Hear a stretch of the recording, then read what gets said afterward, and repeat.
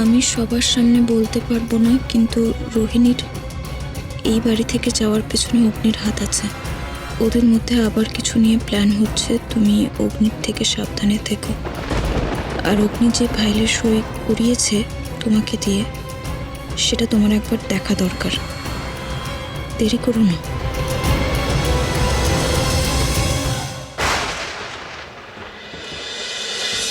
তুমি চুপচাপ পড়ো। মাম্মা এক্ষুনি তোমায় পড়া ধরবে, তুমি কিচ্ছু পারবে না। তোমার সাথে আমিও বকা খাবো বাবা। মেঘলা দিদি, বলছিলাম ওই স্যুপের জন্য সবজি কাটা হয়ে গেছে, মানে নোলক বৌদি যেটা খাবে। তা তুমি কি এখন আসবে? হ্যাঁ, আমি এক্ষুনি আসছি বাবা। আমি এক্ষুনি চলে আসবো, জাস্ট স্যুপটা বসাবো আর আমি চলে আসবো। তুমি প্লিজ উঠবে না? ওকে একটু দেখো, নালে ও খুব দুষ্টুমি করে। প্লিজ একটু দেখে নাও। লেখো, ওদিকে কি তাকাচ্ছ? লেখো। ও দাদু কে আসবে গো? মেঘলি তো আমাকে বললো না। কি আসবে মানে? আমি তো কিছু জানি না কে আসবে। ও হ্যাঁ হ্যাঁ, মনে পড়েছে। আরে বাবা, আজ তো অর্জুন দাদা বাবুর আসার কথা।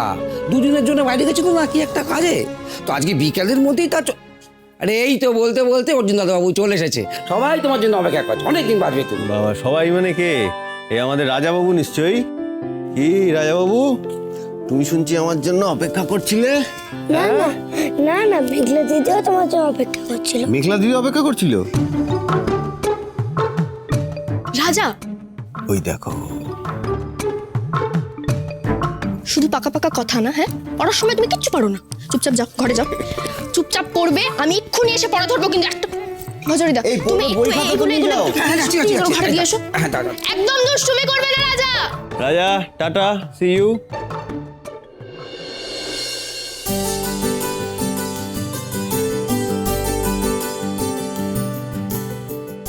হাই মেঘলা, কেমন আছো? I am good, how are you? I am good too. তুমি নিশ্চয়ই খুব টায়ার্ড। হ্যাঁ। আমি ভজরিতাকে বলছি তোমার কফি আর খাবারটা দিয়ে দিতে। আচ্ছা, ও শোনো, আমার আরেকটা উপকার করবে? শিওর। একটু গিয়ে নলক ম্যামকে বলবে যে আমি দেখা করতে চেয়েছি।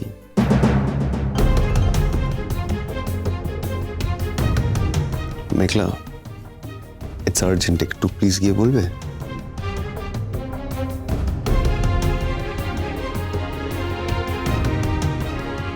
Thank you. আসছি, হ্যাঁ, সি ইউ। এসেই তোমার নলক মামির সঙ্গে দরকার পড়ল অর্জুন। রাজার কথাটার গুরুত্বই দিলে না বলো। আমি যে তোমার জন্য অপেক্ষা করছিলাম, সেটা তোমার কাছে কিচ্ছু না। আমি বোকার মতো তোমার জন্য অপেক্ষা করছিলাম। তোমার তো আমার দিকে তাকানোরও সময় নেই। এবার বুঝলেন তো মা সেদিন কি হয়েছিল?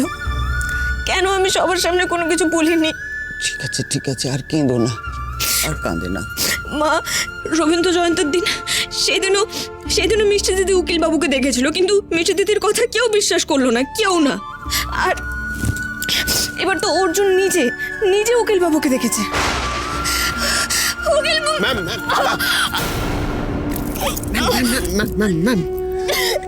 ওই কি আপনার ছেলে?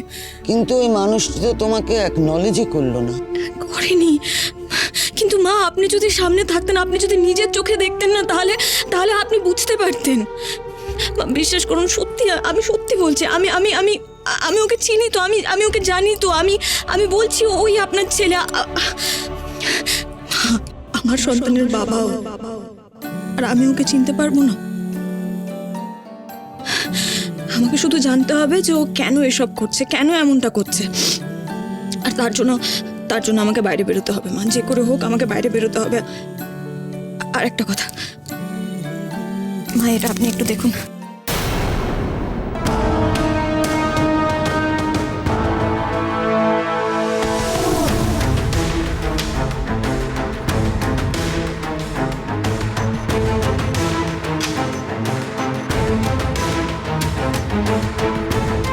চিঠিটা তোমাকে কে দিয়েছে? চৈতি? মিষ্টি দিদি দিয়েছে। মিষ্টি দিদি এটা আমাকে টিফিন বক্সে লুকিয়ে দিয়েছে, যাতে কেউ জানতে না পারে।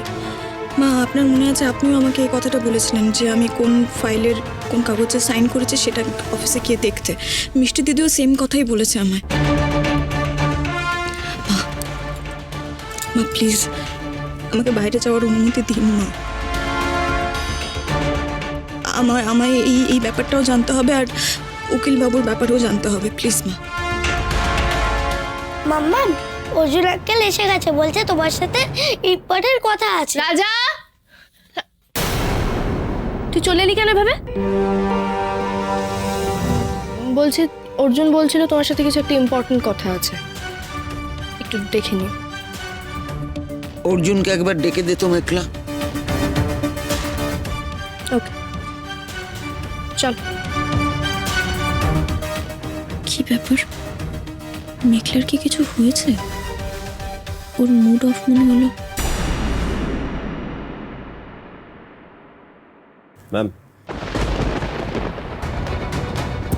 অর্জুন অর্জুন অর্জুন, যেখানে গিয়েছিলে সেখানে কিছু জানতে পারলে? কিছু কোনো এভিডেন্স পেয়েছো? হ্যাঁ পেয়েছি, আর আপনার সাথে অনেক কথা আছে।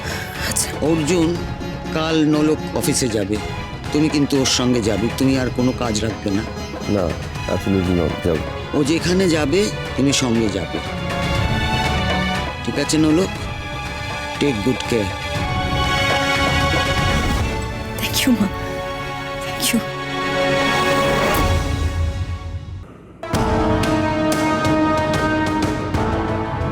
হ্যাঁ ম্যাম, অগ্নি স্যার তো এখন অফিসেই ঢোকেননি। ঠিক আছে ঠিক আছে, আমরা ওখানে গিয়েই অপেক্ষা করব। আসবে তো, কখনো না কখনো তো আসবে।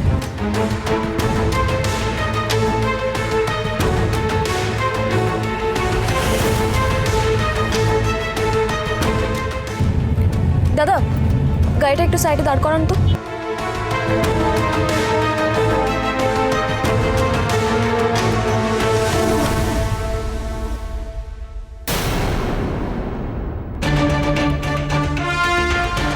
কি হয়েছে ম্যাম, কাকে দেখছেন? রোহিণী দি না? রোহিণীদির সাথে যে ছেলেটা আছে, ওই ছেলেটাকে চিনতে পারছো? না। অর্জুন এই আমাদের বাড়িতে প্লাম্বারের কাজ করতো। উকিলবাবুর অ্যাক্সিডেন্টের কয়েকদিন পর ও কাজ ছেড়ে দেয়। আমার এর কথা মনে আছে, কারণ এই ছেলেটা না বেশ মিশুখের ছেলে ছিল, সবার সাথে কথাবার্তা বলতো, হাসি খুশি। কি যেন নাম আমাদের বাড়ির সার্ভেন্ট কোয়ার্টারেই থাকতো। আচ্ছা, রোহিণীদের সাথে এর কি কাজ বলো তো?